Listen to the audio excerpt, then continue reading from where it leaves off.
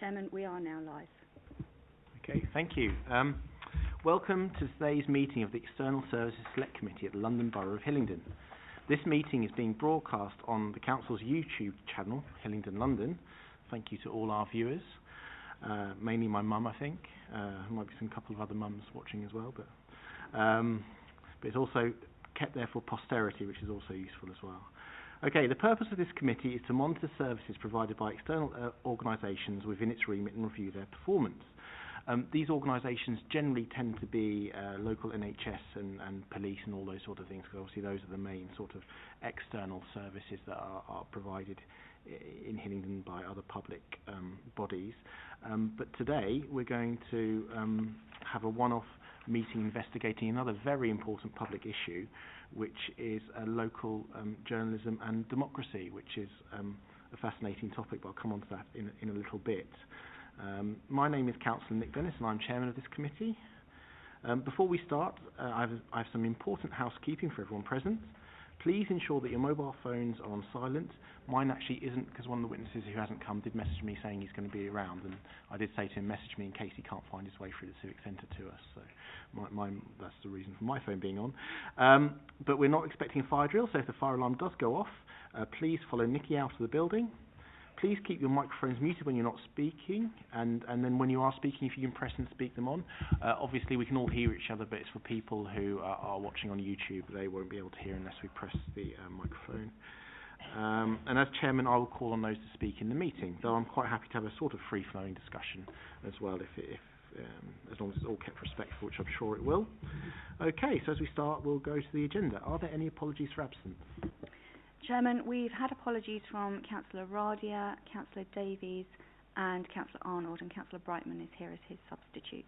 Okay, thank you. Welcome, Councillor Brightman. Always a pleasure to see you. Any declarations in interest before this meeting? Fantastic. Yes, so this is item 3. I can confirm this is a public meeting, so it's being recorded and everything that is said will be captured and is public.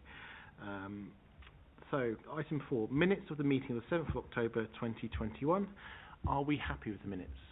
Yep. Brilliant, okay, excellent, those are signed off. So now we move on to our main agenda. I was going to ask Rachel to speak first anyway, Rachel, so fantastic you're the one witness so far, one main witness who's turned up. We also have Emma here who I'll ask, before I actually ask Rachel to introduce herself and speak, can I just ask you to introduce yourself quickly, Emma? Sorry, can you put your microphone on, that's okay. Sorry, yes, my name's Emma Gilbertson. I'm Head of Corporate Communications here at the Council. I sort of deal with media relations, campaigns, social media, website content, publications, and other design matters like signage and internal communications with our staff here at the Council. Welcome, Emma. You're very happy to contribute to the meeting if you have any questions or questions might be directed to you during the meeting, but thank you for joining us. Right, so let's start with you, Rachel. So, Rachel, we're here to scrutinise the role of journalism in internet forums in local democracy in Hillingdon. Please could you introduce yourself, explain who you are, and then give us your view on this big, broad topic. Yes, thank you very much for having me. So, I'm Rachel Sharp. I'm a senior lecturer at Brunel University, and I'm also the head of the undergraduate programme in journalism at Brunel, and I'm also more recently the editor of the new newspaper, the Hillingdon Herald. So lovely to meet you all. Oh yes, holding one up for me, thank you very much. Just for those of you that probably don't know, but I'm not new to Hillingdon at all, and I'm not new to local papers either. I know many of the councillors here already from my very, very long career in local journalism. So I used to attend Hillingdon Council meetings here as a reporter more years ago than I would care to remember. But I know these halls like the back of my hand, all these committee rooms, the mayor's parlour, everything. I've been here for planning meetings and everything. So I'm not new to Hillingdon. I was started out as a reporter on a newspaper called the Hillingdon Times, long since collapsed, I'm afraid to say. Our main competitor was the Gazette at the time. So I moved on from there, but that's where I started in journalism, and I was editor of the Hillingdon Times as well, and I became group editor. I had 7 titles around North London and West London, so Hillingdon, Ealing, we had Harrow, Wembley, Enfield, Haringey, so quite a large part of London I was group editor for, but Hillingdon sadly folded in the recession. So I went on to Brunel University to start teaching journalism, and it was always an ambition to try and get another local paper going in the area. So I've managed to do it after 6 years at Brunel.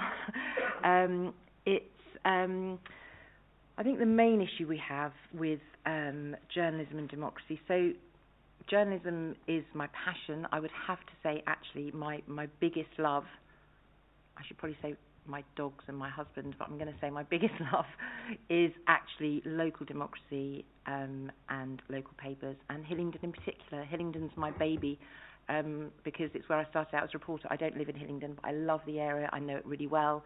I drive my family and friends insane because any drive through Hillingdon, I can say, I did a story on that, and do you remember when that place was opened? Oh, and I helped the council with this, and I did a police raid on this house, and that kind of thing. So it's I know Hillingdon really, really well. So the idea was to start a local community newspaper again. Now, I think what's happened, everybody will have their different views, but I think what's happened is there's been a massive decline, as we all know, in local press in particular. The media in general is getting a bad rap, and I'm not here to defend the rest of the media because there are several newspapers that I see that make me scream in horror. I teach my students are the syllabus that we teach them is very strict. They have to pass exams in media law. They have to understand about defamation, contempt of court. I mean, they're very, very strict. It's not a media degree. It's a very solid journalism degree accredited by the National Council for Training of Journalists. As part of that curriculum, I don't know if you've seen the local government units that I have to teach students. So just so you know, I won't go through it because I think you've all been given a handout, but they have to know so much about local council because in journalism we believe that local democracy is the bread and butter of journalism. This is where we find our stories. This is where we work with communities. This is how we I guess embrace communities. So we find it I find it particularly important. I think local papers should be there for the community. So my ethos is now and has always been that our readers either live in the borough or they work in the borough or their kids go to school in the borough. Yes, we have some bad stories sometimes, some bad things happen, but if you do market research, you'll find out that most residents just want a local paper to find out what's going on. So that was the reason behind me trying to do this. I've been very lucky because I'm not relying on advertising and I'm not relying on a big corporate. I mean, Brunel University kind of owns a newspaper, but as the editor, I'm free. You know, I have editorial overview over everything, so I'm the one that gets to decide. I had an interesting conversation with Brunel where they said to me, what if there's a massive scandal at Brunel? And I said, what if there is? It goes on the front page. You know, that's just the way things work. But I thought it might be interesting for you to see these local government units because my students have to understand everything. And the most interesting thing I find when I get the students for their very first week is they always say, I have no idea how much councillors do. Hold on, is the council responsible for that? How do I not know this? How do I not know where these decisions were made and how much responsibility? They don't even know what councillors do. And they want to be journalists, so I would imagine them to be, you know, a little bit more into it than, let's say, the man on the street. But even they don't know. So I always think, if my students don't know, how do the general public know? They don't, do they? Because nobody's telling them. Now, I know you have your own Hillingdon people, obviously, and I know that there are other ways for you, and your press office is fantastic at pushing out all the good things that are happening, and that's really, really important. But yeah, there's a lack of proper local journalism in the borough because of the lack of papers. That's nobody's fault. Well, it's several people's fault, but I won't name names or businesses. But my students have to know, you know, what a different structure is, unitary, hybrid. They have to know about joint authorities. They have to know how they're allowed to attend meetings, when they're not allowed to attend meetings, what information is publicly available to them. They have to know the electoral process. They have to cover elections. They have to know about capital and revenue spending. Can you imagine me when I'm teaching that class? I have to teach 20-year-olds about the difference between capital expenditure and revenue expenditure and where councils get the money from and what they spend it on, and those kind of things. We also have key services, so they have to know about education, so how that is the local education authority, not private schools. National Health Service, children and adult social services, I have to teach them. Planning, development, control and housing. They think I'm completely geeky because my favourite thing is planning meetings. Don't know why. I love going to planning meetings.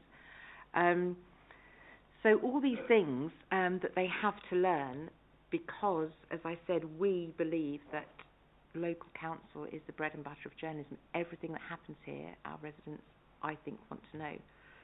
So I have lots of ideas. I think there were some questions on the back here that we would maybe discuss. For example, what role does journalism have with regard to local democracy? How has journalism changed? What developments can be expected in the future, and so on. So I don't want to talk too much. So if you wanted to get to those questions at some point, I can stop talking.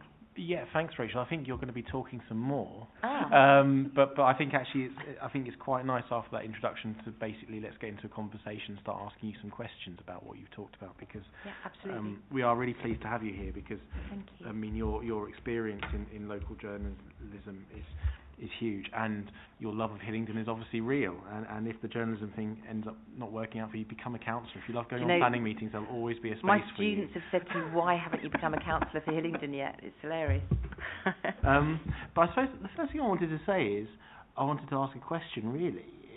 It's nice to hear that your opinion that the public are interested in what we do. So how come local newspapers have died then? Or certainly in Hillingdon, I would say local newspapers have died. Absolutely. I think some of it is lack of money, so they don't have as many reporters. So, for example, when I was editor of the Hillingdon Times, it was only a free paper, whereas the Gazette was the paid for, so that was the lead paper in the borough.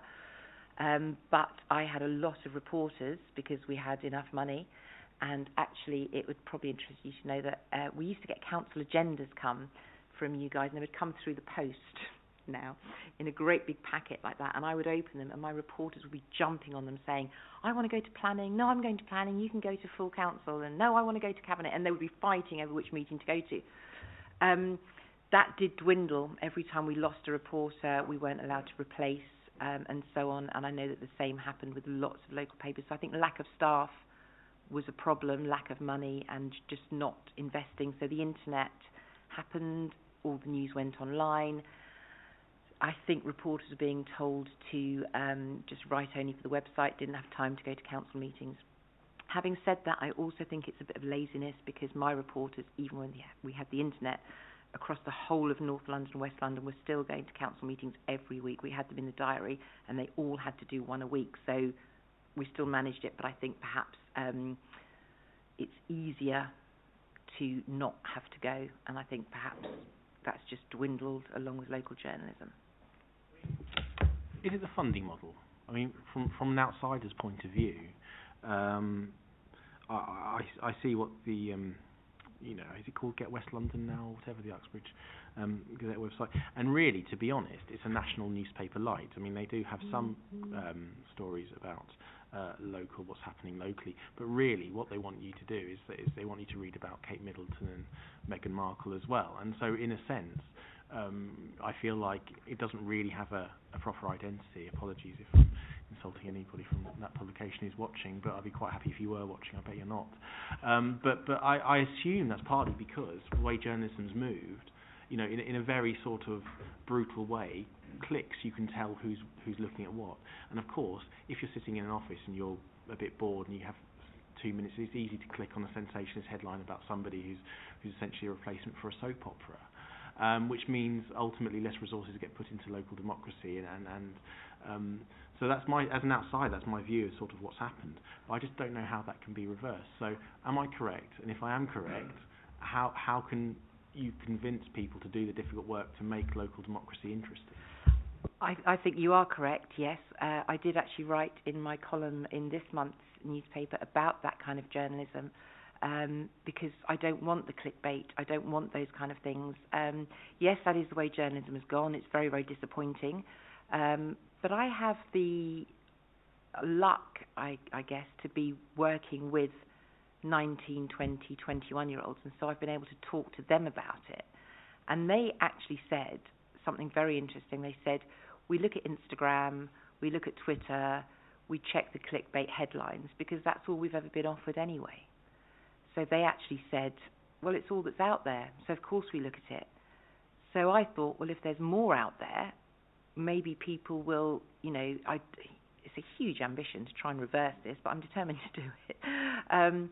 And also, just from the reception from the, this our second edition just came out this month. The reception from the community has been so incredible that I really do feel that we're on the right track. I mean, I do not teach the journalism students clickbait journalism. We don't have that. Everything is, we have a two-source rule. You check everything, you get two sources, you check every single fact. And obviously I'm the editor, so everything has to go through me. You can imagine as an editor with student writers, I'm awake 24 hours a day worrying and reading things over and over and over. But they are taught by me and several other journalists that work at Brunel, and they're fantastic students. So they want to write about this kind of stuff. They love the opportunity to be able to write what they call proper news and to get into a community. So I do agree with you, that is what's happened to journalism. It's not the way we want to do it. I remember when things started getting bad about 12, 14 years ago, my managing editor said to me, because I was absolutely desperate about the state of local news, and he said to me, "Don't worry, Rachel, it's going to come back." And I'm hoping this might be the start of it, because I think unless people try, then nothing will happen.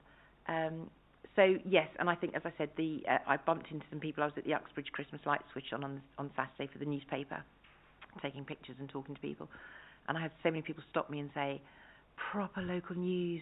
There's, it's not just about anything happening in London. It's proper local news. Where can I pick up a copy? I mean, I did take some with me and hand some out. But they like it so far. And so I think it's only been 2 months, but I think that might go some way towards proving that if it's there, they will read it. But if all they're given is the little snapshots and little clickbait, perhaps all they'll do is read that. So if they build it, if you build it, they will come, maybe. Yeah, no, obviously I'm a fan.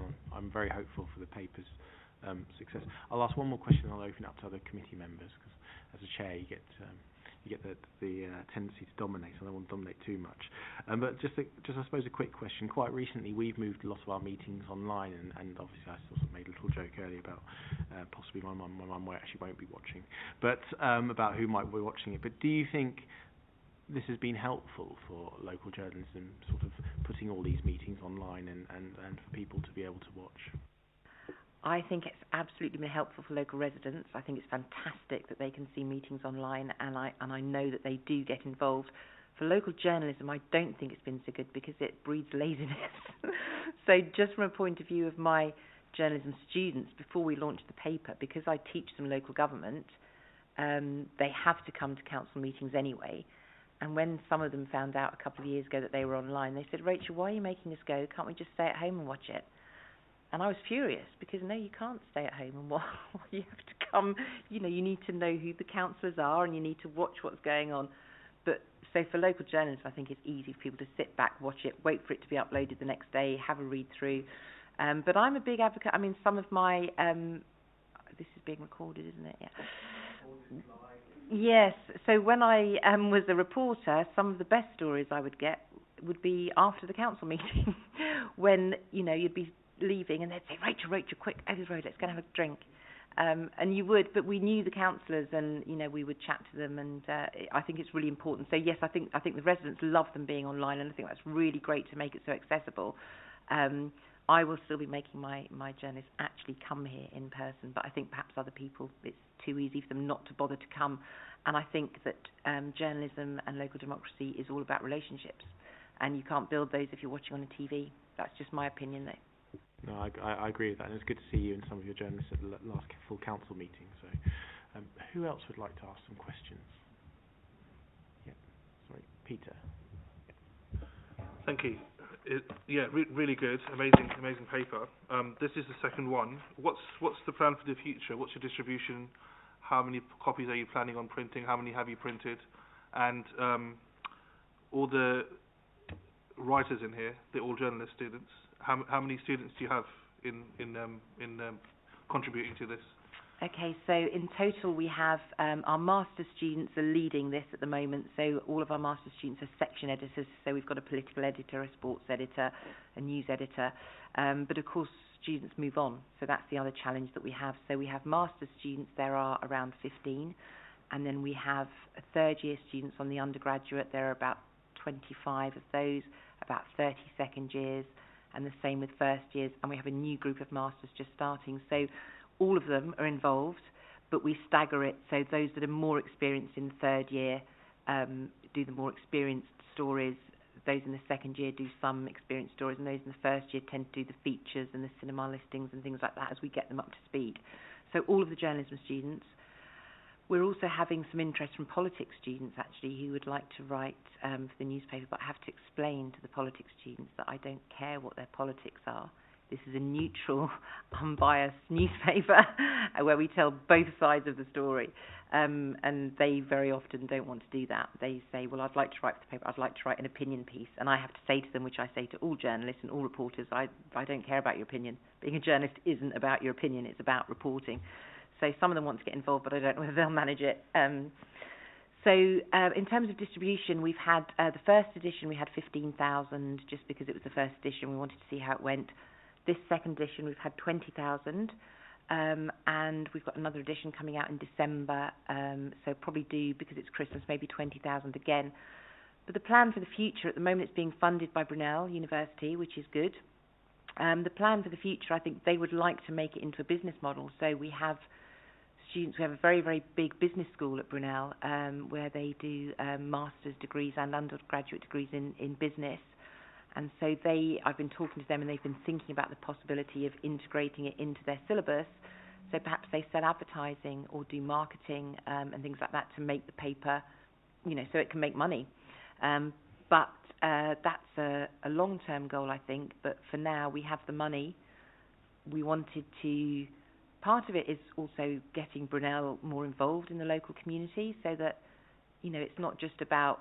It's about Brunel. It's about, promoting us and look at what we're doing and making Brunel University part of the community, because this is a university town, and I think Brunel hasn't always been sort of very lively around local issues and things like that. So that was part of the reason as well. So in terms of copies, probably 20,000 for the December issue, and then in January, if people are still liking it, then we'll just keep printing more. I should keep going to my manager for more money. I think that's... Did I answer everything? Yeah.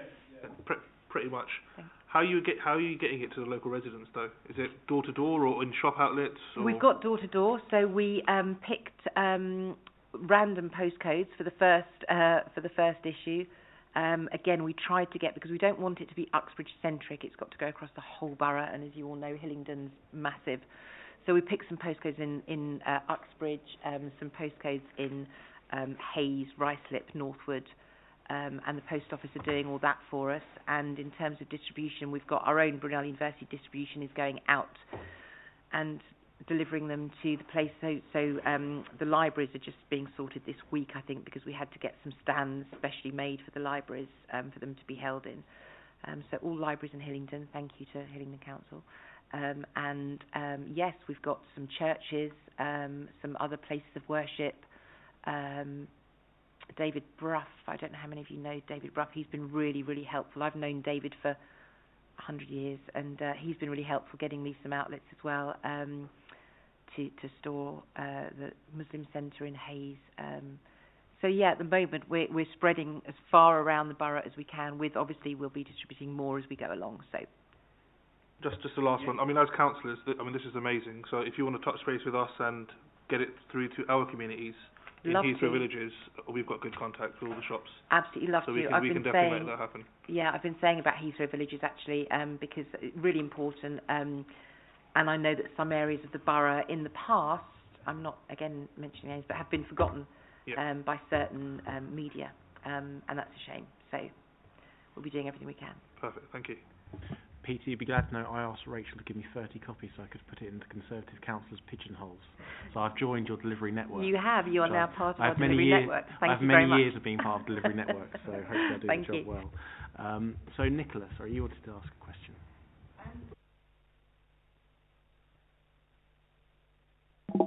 I have to say, this is the first time I've seen this newspaper, and so far so good. It's looking good. How do you get around what I call desktop journalism? Back in the day, I know you said you're trying to encourage your students to actually get off their butt and do proper investigative journalism to find out what the story is all about. Yeah. How difficult is that? Because they're up against you know, a lot of the nationals do, you know, I know the hacks, as it were, that just need to churn out fit spaces. Yes. And so they just scroll through the web, and not quite clickbait, but they will investigate a story via a variety of online sources. I've even seen Google Maps photos used in journalism, and it's there. You know, it looks a bit better if you're actually there. It does. I agree completely. There are a couple of issues, because obviously the students are learning as well, so they've got lots of different classes to attend, and they're being journalists at the same time, so that has been hard. There was one event, I think it was the Women's Safety event, Emma, wasn't it, that we really wanted to cover it for the paper, but it was happening in the afternoon, and the students were all in a class that afternoon, and we couldn't actually get there. So that was a case of actually probably not very well prepared. We probably should have told the press office beforehand that we couldn't get there. And I did have a student frantically calling Emma's team to say, can you tell us what happened? How did the event go? And I said to my students, this is why you have to go, because if you're there, then you find out what's going on. So really for me, for the way we've been doing it at the Hillingdon Herald, it's starting with the same ethos. So I'm lucky in many ways because I teach journalism, so I'm teaching very, very real world skills that can be forgotten when you become a journalist, and when you've got your bosses beating down on you, telling you I need 7 stories by the end of the day, and they're thinking I just need to cobble something together and I haven't got time to get out. And I understand that can happen. It's not right, but it does happen, and it's not the journalist's fault. They're told they have to do certain things and they have to do it. I'm very lucky. I mean, sometimes in class, students will bring in a copy of a newspaper, a national paper, and they'll say, Rachel, they've said exactly what you told me you should never do. So it'll say an unnamed source said. And they say, but Rachel, you won't let me use an unnamed source. And I say, no, you never do what they do. You do what I say. But I'm lucky because they're starting at the beginning, so I'm able to say to them, this is not the way you do it. Do not follow these people, follow me. And I also say to them, you will go to this event because you can't cover it unless you go. So I think it's pure luck, really, that I'm just at the stage where I'm able to say to young journalists starting out, this is how you do it, and it's the only way to do it.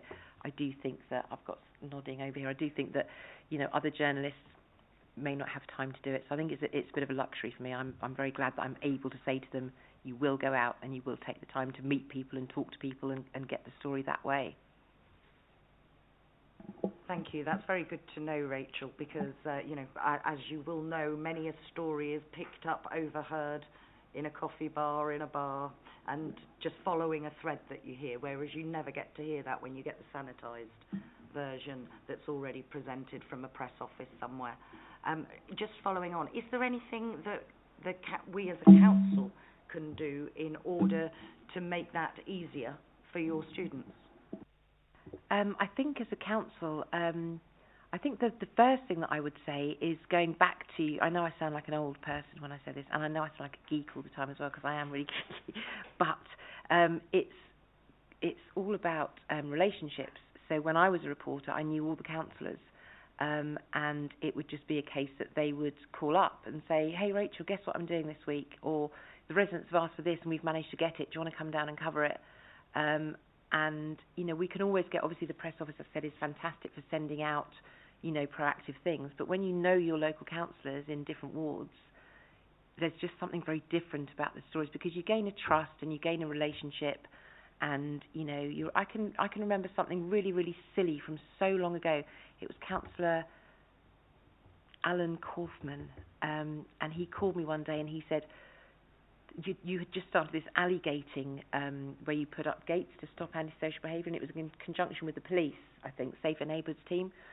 And I'd been chatting to the Safer Neighbourhoods team, and they said, because we used to do the same with police, so I'll just chat to them, and we know that the council and police work very well together.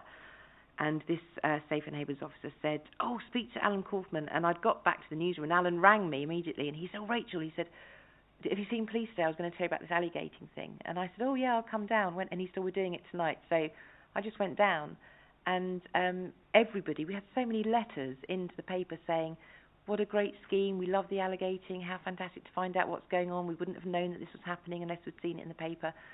So it's just that, and it's such a stupid, silly little story, but the residents loved it. So I think it's those kind of things, you don't realise what residents love to hear about, and most residents, obviously Joshua might have a chat about the same thing in a minute, but if you go around and speak to local residents as journalists, the most things they care about are what's happening in their area, who's doing something for me, how's it all going. So yeah, just relationships with councillors I think are really good. Yeah, thank you. Yeah, that sounds an effective way of finding out what's going on the ground, because often even the comms department doesn't know what individual councillors are doing in their own ward unless we specifically tell them, or perhaps the mayor's invited, therefore they have access to the mayor's diary. But so I do think it's very good, and I love the chairman's idea of putting a copy of this in each of the councillors' pigeonholes, because it puts it in their mind, and also, you know, if they start thinking, oh, this is something that would benefit because even as a councillor you don't get to communicate with every single resident, you know, by the nature of politics, and so something that is bipartisan, that reaches all residents is a great idea. Thank you. It's very similar to being a local council, to be honest, because you're right. I mean, I certainly missed a lot of this during COVID. It's turning up to events, seeing people, obviously enjoying tea and cake, but also getting to chat to people about what they really care about and finding out those issues. And you know, the local council and local councillors are just troves of information about what's going on and human interest. We're about human interest stories as well, to be honest. But also, you know, obviously I'm completely biased, but you know, we have very interesting meetings here at External Services where, you know, we look at what's happening with Hillingdon Hospital being built. We quiz the borough commander about what's going on with crime statistics and all this sort of stuff. And these are the sort of stuff that actually, you know, the human stories then below that make it really, really interesting. And I've always found it a bit surprising that no one's used us as this resource. We churn out a lot of information to public. I know some of my friends who work in journalism will say, because we churn it out in, not us personally, but in local government, churning it out in not very accessible ways and not very accessible language sometimes. But yeah, no, I think we are potentially a very good resource. I think absolutely, and I've also had conversation with people say churning it out in not very, but the point of a journalist's job is to make sense of, so we don't understand. You've seen the syllabus that I have to teach the students. Even I mean, when I was a journalist, I would go to council meetings and I would come out and then I'd grab the councillors and I'd say, what did that mean? What were you talking about? Where's that funding coming from? Because I don't know. You're the experts on that, and then we make it into more accessible language. If we don't understand it, then we can't write it in a way that our readers will understand it. But you guys are and like you said, human interest stories, that's what people want to see, and they love things like that. So I do know that I do know that I'm slightly different, because I am always called a geek, and I am fascinated by local democracy, and I think it's really important. But I'm not the only one out there. There's a lot of us, I promise. Joshua, you've just joined us.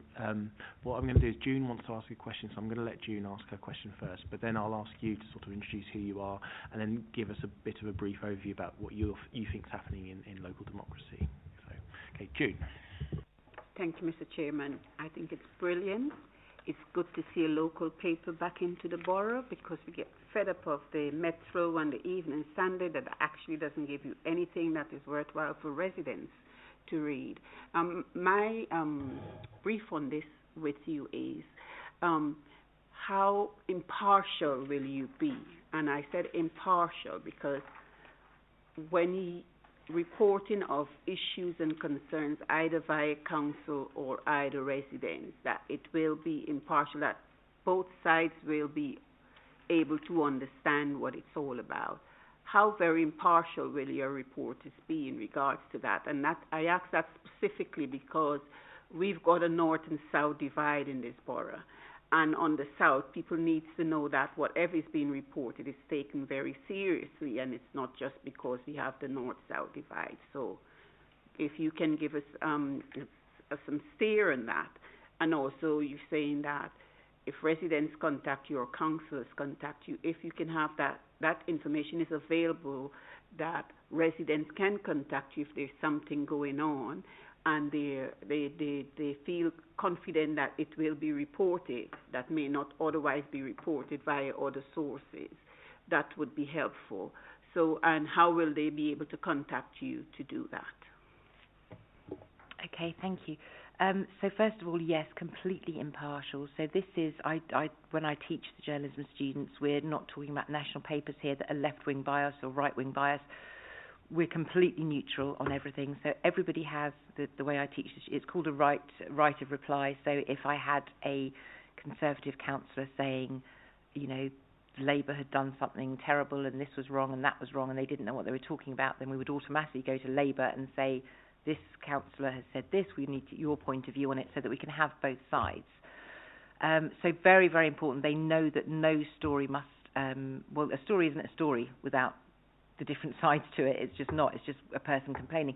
So the same with residents. I always say to them, you'll get one resident that will call the paper and say, this has happened and it's terrible. And I say to my students, is that a story? And they say no. And I say, what about if two people call the newspaper and say something's happening? Is that a story? And then they say, okay, that might be a bit more.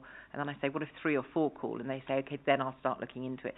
So they understand, you know, that everything isn't a story. You have to speak to everybody. So completely neutral is the plan. Well, it's not the plan. It is what it's going to be. It's completely neutral. So reporting on the facts and speaking to both sides, different sides, that kind of thing.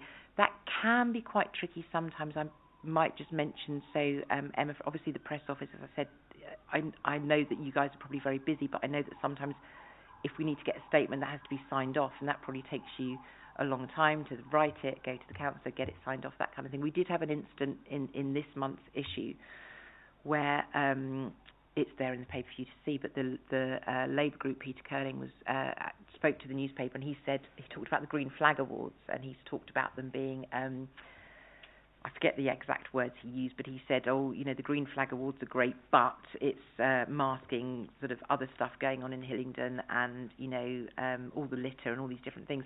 What I would have done in the old days, because I knew Ray Puddifoot very well, is ring him on his mobile and I would say, hey, Ray, guess what Peter said? And he'd say, go on, tell me. And then I would say, and I'd put it to him, and he would say, okay, well, my response to that will be, and then and then it felt like it was a proper, robust response.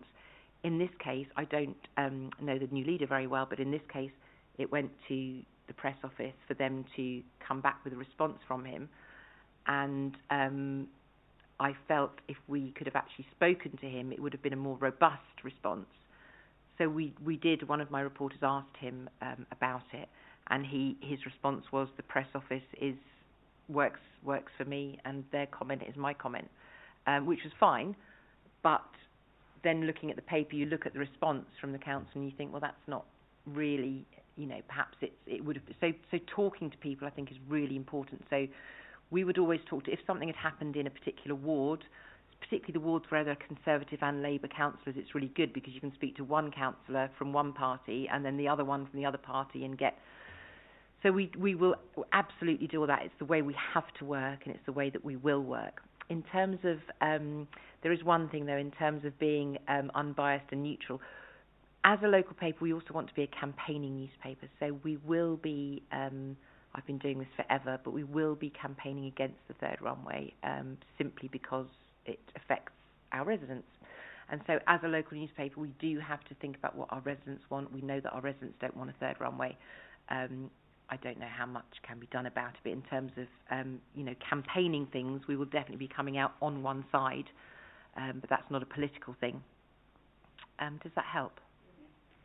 That's fine. I mean, both local parties are against the third runway, so and ultimately giving people fair opportunity to comment is what you do, and then obviously the decision is made on how they comment. Joshua, sorry, before I bring you in, Hina wanted to ask a quick question of Rachel. Thank you, Chairman. It was just more of a comment, really, just to say it's really been fascinating to hear you speak, and congratulations on launching this. I just think from the perspective of your students, how amazing, what a great opportunity it is for them in terms of not only learning the theory of everything that you teach them in terms of the local government units and the rest of the syllabus, but actually the practical experience, which is amazing. So congratulations. Thank you so much. That's really, really nice to hear, actually. And the students, you know, apart from the fact that I love local democracy and I love Hillingdon and local papers and all those things, my students are really important to me, and for them it's got to be about the experience, and they absolutely love it. We set up a WhatsApp group. I can never sleep now, because they'll find a story and they'll message me and they'll say, can we do this, and what time are you going to be in tomorrow? And you know, and they love it. So that's really important. So thanks for saying that. It's much appreciated. Thank you. Thank you, Rachel. And obviously, once Joshua has talked to us about his opinion, then the conversation can be free flowing. You can come back in and answer. But Joshua, just before you start, I mean, Rachel obviously is a lecturer at Brunel, but also used to manage that's wrong language. Used to edit one of the big local newspapers before it went defunct. And before you came, we had a conversation about the drivers, which are sort of, I suppose, paring back, and in Hillingdon's case really have destroyed local newspapers and local reporting. One of the reasons I thought it would be really interesting to invite you tonight is partly because of the work you've done with On London, which is a really, well, I personally think is a really great website where you sort of try to take that local democracy element and put it on the web, but London-wide, and you do report on council activities and stuff like that. So obviously, say what you want to say, introduce who you are, talk to us about what you think local democracy and journalism, and why maybe it's died and how it can be redone, and if you then could mention a bit about On London and why that sort of works, that'd be great. Thank you.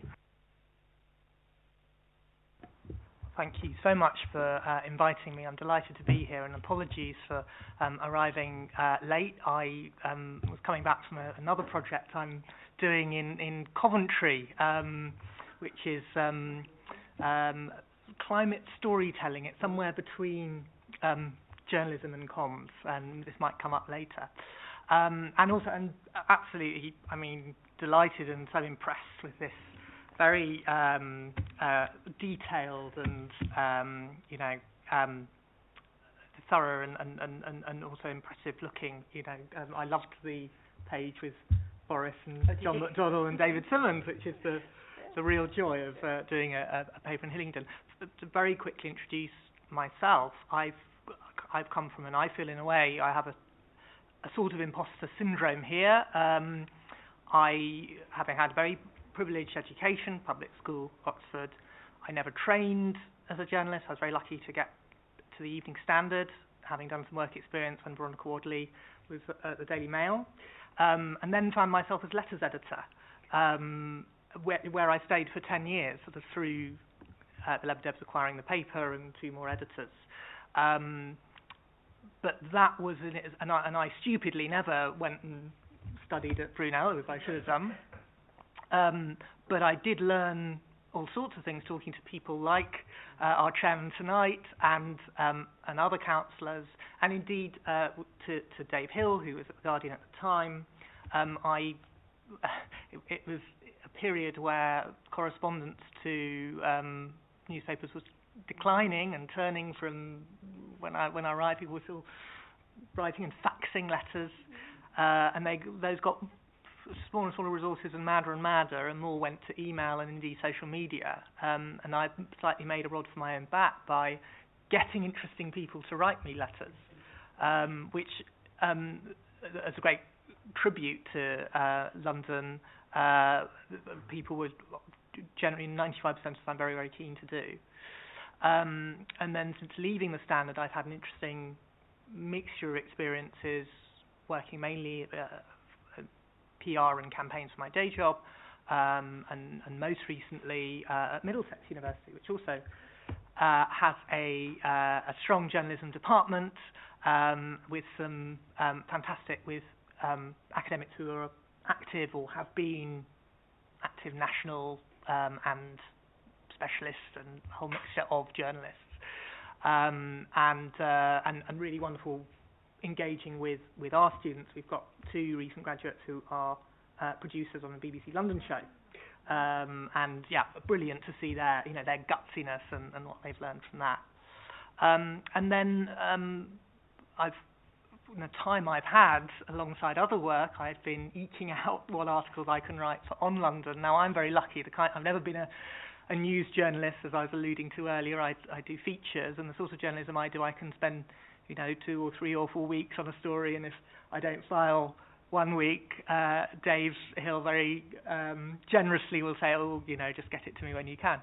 And that luxury is amazing in the sense that I can really talk to who I want to talk to, try and see every side of a story, and try and I think One London as an online-only site does have the capacity to go into real depth, cover pretty much every shade of or relevant shade of opinion on things, and to be kind of generous with the people we quote and with, and that's been, you know, I have learned when to say no and who not to, you know, what not to correct as well through doing it. But I think that sort of extended and rich content is one of the upsides, one of the silver linings to what seems in many ways incredible, you know, this rather grim and this ever speeding up and becoming more superficial period. Briefly, in terms of the health of local democracy and how it relates to journalism, let me put a sort of contrarian case here, which is to say that there's really healthy signs that might not immediately look it, that probably seem rather a sort of embarrassment to the state of local democracy. I would point to low traffic neighbourhoods, which I understand is not an issue that this council has. We saw what happened in Harrow and Ealing, and we didn't go there. So fascinating, and from the point of view of my kind of very trying to bring everyone in at the sort of features I'm doing, and there's a sort of endless rabbit hole of the arguments for and against, and indeed, sort of ambivalence, which I think is probably a better response to them. But that this is something that has really, we've seen in Hackney, people standing as independents already in by-elections. We have seen in Ealing, as well as in Wandsworth and Redbridge, councils really, sort of shifting after local campaigns for good or ill. I would also point to a very frustrating thing for many Londoners, but the tumult within the Labour Party and the impact that is having on who might be able to stand for councillors next year, which, awful on an individual level and for people who dearly care about Labour. But I think showing, real visceral engagement with politics and what it means, both, nationally, internationally, and locally. Again, it's sort of a very, very mixed blessing, and make of it what you will. And then I think in planning, also terribly, these very polarised positions that people take, frustration that many of you and officers may have with NIMBY attitudes, and yet the way our planning process and the way democracy works is that I'm in this position myself in Camden with a development that is about to is coming up for planning, and as a local resident, that you've got if you want to have a say in shaping development, opposition is the way that you've got to go down the line. You might seem like an NIMBY by joining those campaigns, but that personal experience has been quite interesting for me to sort of see how people get so energised around that. So I think that in a landscape it's often very, very, very polarised, very has worrying aspects because how shouty or unable to reason, how emotive people seem. All of that is true, but I think there are sort of signs of engagement within that the likes of the Hillingdon Herald and hyperlocal sites and really specialist media and newsletters, like my former colleague Yoshi Herman has set up for Manchester, and increasingly, Liverpool, he's just started one as well. So it's happening all sorts of parts of the country. I think there will be some good that can come of this as well. Thank you. I've got a couple of questions for you, then I'll open it again to the floor. My first question is, what I find very interesting about On London is, in many ways, this is what I've observed. We've had local newspapers essentially dying, going online, and then becoming clickbait. I said this to Rachel. They do some local stuff, but generally they seem to want to make their money off Kate Middleton and Meghan Markle stories, even though they're meant to be a local newspaper. Then underneath, though, you've had the growth, obviously, of local people coming together, whether it be next door or Facebook groups, to join together and all this sort of stuff. So campaigning locally in one sense on local issues, on flash local issues, is sort of increased in that way. But is there a gap in between those? So local journalism in a way has gone this way, and then this gap which the Uxbridge Gazette and the Hillingdon Times used to fill is sort of being stretched. Now, Rachel, you're trying to fill that again with the Hillingdon Herald, which we all think is a brilliant idea in this room, I think. Anyway, no one's going to argue against me. But, how does On London, you've tried to fit into that gap. I mean, what can a publication, maybe like the Hillingdon Herald, certainly like On London, provide, which isn't being taken by the sort of grassroots activists organising on Nextdoor? We can forget the clickbait stuff. So what is the value for that sort of local journalism? So I think with London there is this specific issue of, it's a huge city.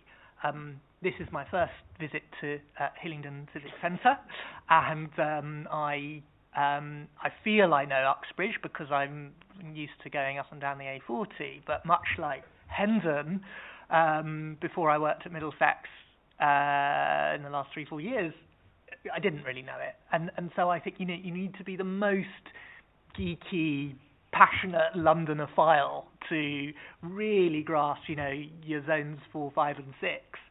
If you live in the centre or on the other side of the city. So I think there's this real challenge with London and with the Standard particularly, and it's really sad, I think, but just a reflection of realities that people who of my generation and then my generation who worked there, when I think there was a sense of a sort of civic life of London as a whole, that has really become, it sees itself as a national in some ways. And then there's just these little bits of often starry London and also very right-on things. I think so. On London does have this this sort of niche and this opportunity to find themes and to bridge and to do things across boroughs. And because of Dave and then Charles Wright, who former Ham and High journalist, who's sort of the number 2 writer there. Dave does write about 85% of it. These are people who've got real extraordinary knowledge, and Lewis Baston has this incredible sort of political knowledge and insight from his work. I think we should look at My London's growth, and I was fascinated to see it's now it's overtaken the Standard apparently in views. Yeah, and I saw this in the last couple of weeks. And I've appointed a City Hall editor, Josiah Mortimer, who he took over. I did a local Lambeth paper for a particularly entrepreneurial local London politician and businessman who decided to launch his own paper, just as he was also running for the council, which Josiah did sort of more recently. And I think one of the City Hall officers were delighted but amazed to actually have somebody at meetings. So I think that's what you're alluding to, Nick, of that missing layer. I think particularly that sort of London-wide government that we now, and both literally in terms of the GLA and the Assembly, but then also in terms of all the implications of and different agencies and powers, and whether it's planning or police and so on. There's an institutional challenge of covering that firstly, but then also just doing very rich journalism that's kind of cognizant of that. So I think My London is a fantastic thing in that respect. I'm interested though it doesn't take. I've tried a couple of times to offer pieces, and they aren't taking freelance contributions, which is interesting about Reach's model there. I think I've had and I'll try not to be too indiscreet, but this is a public meeting and we are being recorded and we're on YouTube. I said that at the beginning, so just I've had, as I think, so many people involved in London journalism and politics and professional life of all sorts will have had in recent years conversation with people to say, well, what can we, look what's happening to the Standard. What can we do that is better media for London? No disrespect for my fantastic former colleagues who do an absolutely Trojan job of still getting the Standard out and some great pieces that it still runs. I wonder whether there is scope for pooling what the local newspaper groups do, what hyperlocals do, and also maybe things like civic societies and residents' associations, to sort of, so that all of these different platforms that have got their concentration on the local can come together as a weekly, monthly basis, or maybe even just as a run up to an election to kind of, pool their wisdom.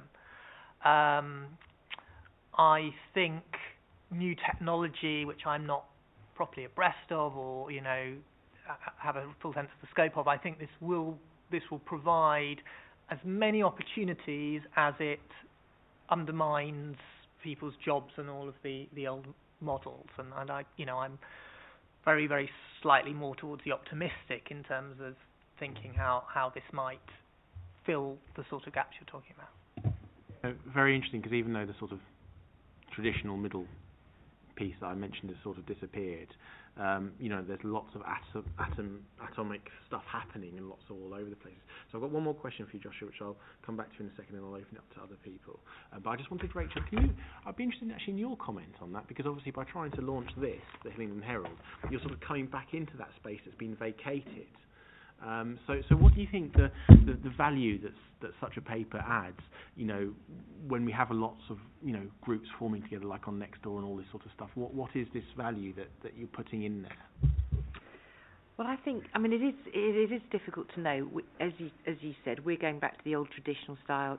Everybody has something online. Everybody has a presence online. And I think those online presences are really good. I think On London is very good. But I think, where we fit in is going down to the very, very local. So London is a wonderful city. I absolutely love London. But if you think about the London boroughs, they are all so incredibly different. Even here in Hillingdon, we talked about the north-south divide. That's very recognisable, and everybody knows about the north-south divide in Hillingdon, and it is talked about a lot. That's just one borough. You can go to Ruislip, and then you can go to Hayes, and then you can go to Harmondsworth. And then you can go to Uxbridge Town, and it's all so different. So I think, the websites are fantastic for London-centric stuff. I love your idea about pooling, Joshua, because I think things like that are really important, particularly when it comes to things like elections, because everybody knows their own bit of London, perhaps. And I just think the boroughs are really different. So my vision for this is local, for the people of Hillingdon, for all the people of Hillingdon, not just in certain areas, and very, very specific Hillingdon things for Hillingdon residents.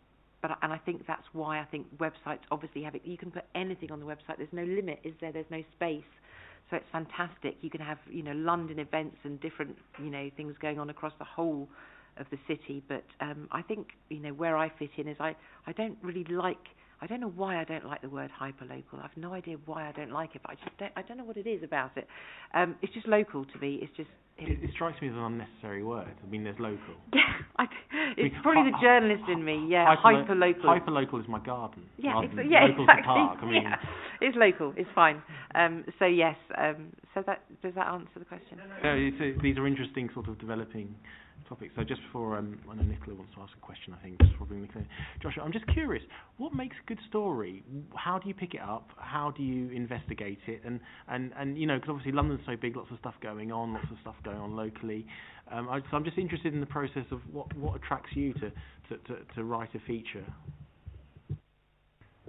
I mean, I'm not a news reporter, so I'm the worst person to. No, you have time. You have time, so you're struggle. good. You know, yeah, because you basically you pitch work, so you have to think about something and then pitch it to somebody who says go away and do that. So you're a great person to think about because this is your profession. So I think it's probably a mixture of maybe it's a subject that sort of might grab you personally, and often from as Rachel, I'm a real believer, getting out and about and, probably, it's just like walking and procrastinating really. But things like, I went to the Maritime Museum over the summer as I was actually working on another story, but was fascinated by that they've got signs in the galleries, particularly relating to the sort of 18th century trade with the Caribbean, and they are changing.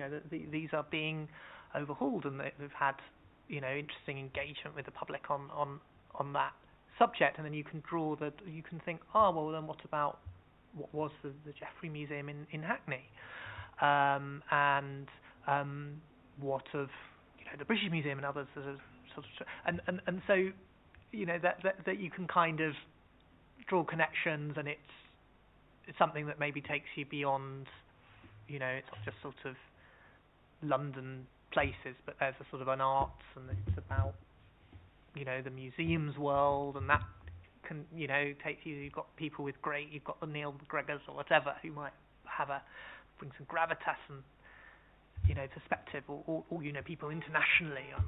I had a great conversation early in the year with Nigerian professors on the return of Benin bronzes, which is now, the French have done. So I think it's partly that, what you come across, what you feel is, and what might fit into a wider theme and zeitgeist, but kind of, bringing whatever you personally can to it. But then also, it's your editor is hugely important, and with Dave, I've been very lucky to, so I've done absolutely fascinating. Last few months have been really challenging, because I've been starting this new role and having less time to do things. But I'm trying to think how it. So sorry, I'm talking so much. I hope it's all right. I wanted to do something about disabled transport before the mayoral election, because there had been criticism from one of our chair's party colleagues on a London level about how the mayor had been engaging with or the relative lack of engagement with disabled groups compared to all other groups, and that just struck me as interesting. And so I had this sort of material, but it didn't become a story straight away, but it kind of, that sort of simmered, and then it was sort of like, well, how many pieces, it was that limit of the election, and well, what can we do by the 4th of May, the 6th, but I came back to it, and then it was sort of shaping it, because obviously with disability you've got people of every, it's a total rainbow and spectrum of experience, and requiring a sort of a very sensitive approach of sort of realising that difference and the importance of accommodating that, but also how disability fits in with the full transport hierarchy. And Dave was very helpful there in suggesting, well, how do we go into this? So it was finding a person to tell their story, I then thought, well, I'm writing about disability, but really I need to be why don't I write about someone who is disabled, but also who is different from myself, so not a white male professional who's disabled. And it took some time because, with COVID, a lot of the sort of organisations representing BME disabled groups, obviously serious, just the day-to-day challenges for them meant it was difficult. Even in the summer. But after, I had a morning out with Mick Scarlett, who's fantastic, taking me around Camden, and he's very opinionated. But I thought, actually. And I told Dave, I said, oh, well, look, we've got this as a story. But I was thinking, well, it's a little bit too, he's a broadcaster, it's a guy, he's got very particular views on one side of the debate. So I hung on, and then I was introduced to a wonderful woman called Quaylin Gayadeen in Brixton, who had taken up riding on a trike. She has a pelvic problems, meaning she can walk on the level but not up and down, and so doesn't might not see, it's kind of invisible disability, and she'd only started using the trike in the last sort of 6 months. It's really quite recent. Totally charming and a very calm person, mum of 2 or 3, and I did a sort of trike ride with her and member of an organisation, and then taking various forms of public transport back through South London, going down to Croydon and taking her back up to Brixton. And that was a lovely. And so this story became, it was in 2 parts, and it was just. And Dave said to me, "Oh, well, look, just tell the story of the journey." And so, I just focused on that, and actually took quite some time.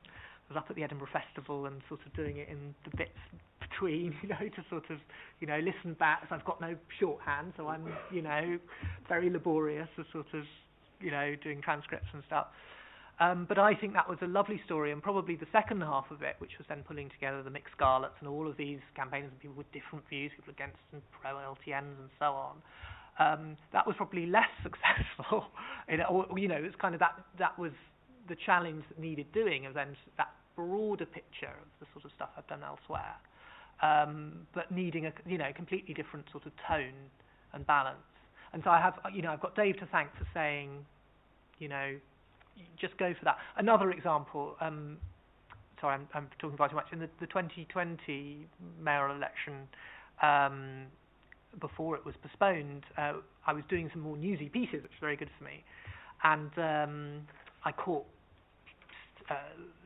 the mayor doing, the beginning of his campaign. He was giving a speech in Town Hamlets, and I did negotiate some time with him. I had 5 minutes with him, and I asked 3 questions which he deflected pretty masterfully. I went back to Dave saying, well, really, it's not great, and he was like, no, just write what he said. And actually, it's amazing. Me as the sort of the ingenue when it comes to news, within a 5-minute interview, you've got more than enough to do. You actually can go on some way. So summarising a very long spiel, it's a combination of I think it's instinct, following what's the trends, and then working out your niche. But a good editor is indispensable, and something that many journalists still need. Yeah, and it makes sense. The bigger picture, then suddenly you need a human interest story to make it real. And just before I go to you, Nicola, Rachel, as an editor, how do you make a decision? And obviously, how much of that is gut? I was just going to say, when Joshua started talking, and it's a difficult one to answer, how do you know when it's a story? I call it my spidey senses. Because it's the unusual, it's the unjust, it's the something. If somebody told me something and I go, oh wow, that's interesting, that's a story. If somebody tells me something and I go, oh no, that's really sad, that's a story. So it is, a lot of it is gut, a lot of it in my case is experience. So one of the things that we're hoping to launch in our December edition is going to be, this is exclusive for this is live, everyone can hear this. We're going to launch a women's safety campaign, because we've been a couple of reporters came back with a couple of different stories about feeling safe on the trains at night, and then obviously funding, TfL. There's nobody around at stations anymore. There's no funding. It's the festive season. People have been talking about having drinks spiked and things like that. This is not the kind of thing that we want to inflate and we want to frighten people, because actually, you have to look at the statistics of people that have had their drinks spiked, and you have to look at all those things. So this is not designed to scare people, but a couple of reporters come back with a couple of different things. And I was sitting at my desk and my mind was whirring, and I'm lucky enough to have somebody working with me who I've worked with for years actually on the newspaper. He was my chief sub-editor, and I managed to get him to come over to Brunel and start teaching now, so he's known me forever. And he just said, he calls me Sharpie, and he just said, I know that looks Sharpie. And I said, what's that? And he said, you're thinking of something. And I said, we need to do a campaign. And he said, I knew it. I knew that there was something. And it's just something that makes you think, that's interesting, that's happened. Then they said that's happened, and there's no funding, and women are quite scared, and there's been a lot going on. Okay, women's safety, done. So gut is a lot of it. Sometimes we get it wrong, don't we? But not very often. So mostly gut. That's very interesting. Thank you. Nicola. Thank you, Chairman. Getting back to democracy, how I know the number one rule is, as for councillors, never criticise your residents, as for journalists, never criticise your readers. However, within the framework of that, how do you encourage personal responsibility within democracy over and above either, gluing yourself to the M25 with that kind of direct action? I'll give you the reason behind that question is that very recently LBH put out a comms request to all residents that should you see beds in sheds in the garden, because a lot of our back gardens face each other, so from the road you wouldn't see that, so you are very dependent on feedback from residents. And that caused an absolute storm of, well, it's not my job, is it? What are we paying our elected officials for? What are that lot at council doing for? And I've actually had residents drop litter, and I'll say, oh, excuse me, I think you've dropped something, being polite. And they say, well, keeping them in a job, ain't I? And it's that, how do we as councillors, as London Borough of Hillingdon, and as journalists involved in local democracy, get over to the public that it doesn't end with just a tick in the ballot box, walk away and then criticise everything else? Because it's very easy to scream and shout, as councillors, I'm sure we all agree, you spend most of your time trying to frame things in a way that makes everything lovely and fluffy, but still kind of makes the point. I agree with you. I think it's very difficult, and as a journalist, the same thing happens. The minute you put a story out and you get it in the morning and your emails start flinging in, you think, oh, here we go, some resident didn't like it, or it is difficult. We try to do that a little bit with our front page. So we actually sat in our news meeting, and the idea is so green and so obscene. So it's meant to be about the fact that Hillingdon is so green. We've got these amazing green flag awards, and yet there's litter everywhere, and residents are responsible for that. So that was actually the bit that we were trying to get across. And my head of news, he said to me when the paper came out, he said, I'm not sure we managed it. And I said, maybe we'll do a follow-up this week. So we were speaking to Hillingdon litter pickers, and they were saying, we're going around picking up this litter because that's what we want to do. But, the council is doing everything that they can. However, if you're still going to get, people need to take responsibility. So funnily enough, we had a news meeting about that when the paper came out, and my head of news said, Rachel, I'm not sure we quite did it. I'm not sure people have understood. So I said, well, then let's do a follow-up. Let's make Hillingdon residents realise that they are responsible for their... I might do it, actually. You've just given me an idea. Here's my spidey sense again. You just given me an idea. I might do that for my editor's column in next month's paper, actually. We're all responsible for the area in which we live, and we can all help each other. It's all part of the community. And I really do, it's a shame Steve from Uxbridge FM isn't here, but I really believe in working together. I am lucky because at the moment, the newspaper isn't relying on any advertising, so I'm not fighting with any other journalists to kind of get the big stories and shove them out of the way. I can work with them. But, for example, at the Uxbridge Christmas light switch on, I had said to Steve the week before, I think it was he had a wedding anniversary or a birthday or something, he said, I might not make it. And I still, one of my students can record for you if you like and do a little vox pop, and then I can send it to you on Monday so you've got something for your show. So I really like that idea about everybody working together, and I might make my editor's column about that this month, because I share your frustration. It's very, very difficult. You know, you work, people will turn around and say, well, that's not my job, it's your job. Why don't you know about beds and sheds? All you're trying to say is it'd be helpful if you see some, because we can't be everywhere all the time. But it's just unfortunately the general public, how they react sometimes is my opinion. I don't know if Josh has got any other ideas on that. I think a good approach for media, which may also be something councils can do, is to think of it in terms of action-based storytelling. And this relates to my current work on climate, which is that you can, in a really compelling way,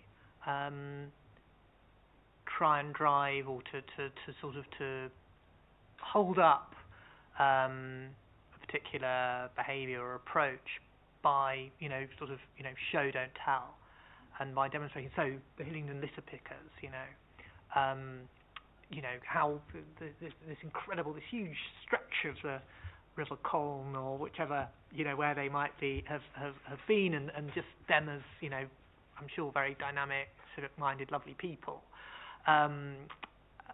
just to try and really go in a gutsy way for what is at the heart of the people driven doing this, as opposed to a more public service announcement approach. And I think this is maybe a way around. We've got people taking all these very polarised positions on issues. There's the cynicism of around an apathy about politics, going all the way up to rather, people having really rather, awful and unpleasant attitudes to politicians, which is so terrible and desperately sad. And perhaps these sorts of, I think, to look at another council in London, Waltham Forest, has done a really good job, it seems to me, not just in terms of particular policies, which you might dig into and question, but by showing, in its how it presents itself, and the Borough of Culture as an example. I think Claire Coghill herself as a character, as council leader. There was a dynamism and a a creativity about how they've approached things, and I think other councils and councillors will be different, have different things to highlight, but that sort of approach may be a helpful one that sets a tone, and because I think there's very civic-minded people out there. There's kind of more of them than there are of the antisocials, but it's a matter of just giving them space and showing that this is what we're about. Thank you. I was wondering if perhaps it's something that could be introduced during perhaps Unit 1 when discussing the different structures that, apart from the fourth estate, there is also the public. They're a very instrumental part in what we do, what you do. None of us would be here without the public. And although we are their servants to a large extent, we are also the public. And therefore, there must be some way of bringing that question into people's minds. If not me, then who?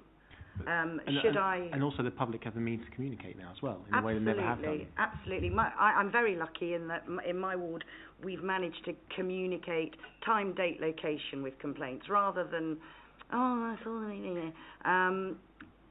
photograph, this is what I saw, this is when I saw it, and this is the evidence of it happening.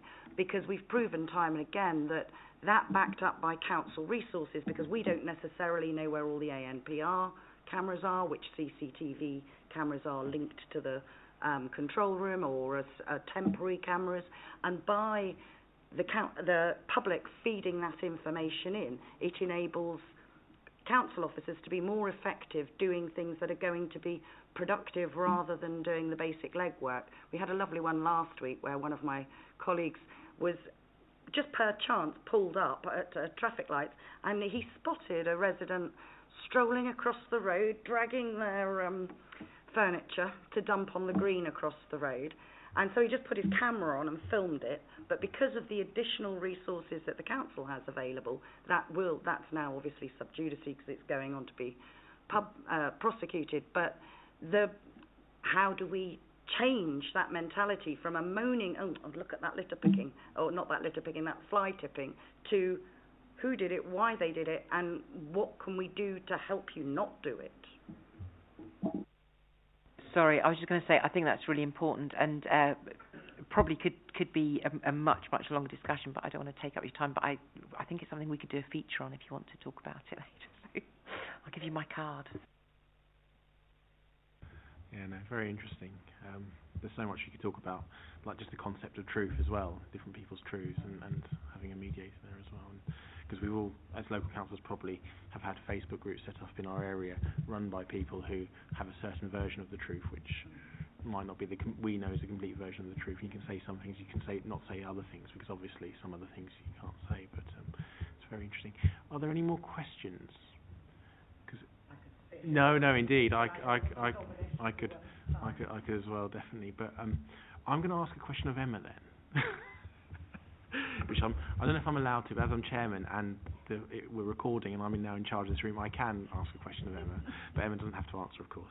So Emma is the head of comms at London Borough of Hillingdon, and the question I wanted to ask really was about the growth of social media and the interaction a department like yours has to make with social media, because obviously in one sense, traditionally you think of the comms department doing press releases and feeding or trying to deflect maybe from traditional media, let's say, but also obviously we know we've got the Hillingdon Twitter account, Facebook, whatever, all that sort of stuff, and residents posting messages, and I see obviously you respond to those as well. So I think it'd be quite interesting to talk about how that work has evolved and developed, and maybe some of the opportunities and challenges in that.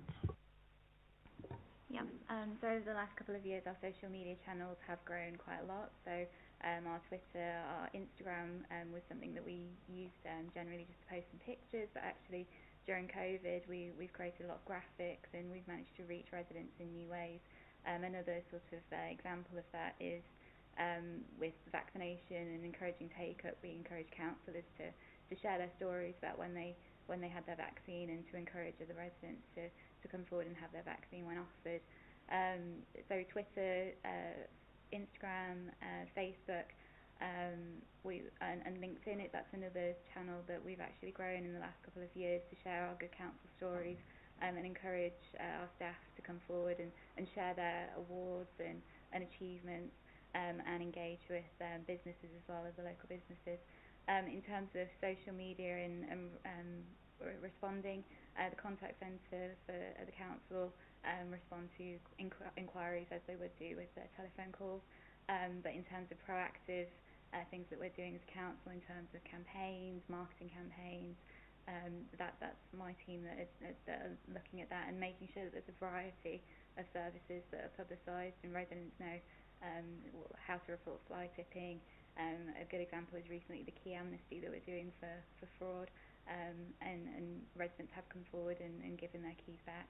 And yeah, social media now, we see it as a tool of sharing things but also engaging with residents as well and local communities. So it's about having a conversation rather than just posting things out. So as much as we can, we try and engage with local groups and sort of share what we're doing, but also have those conversations and sort of find out how we're doing as a council as well and where we can improve things. So yeah.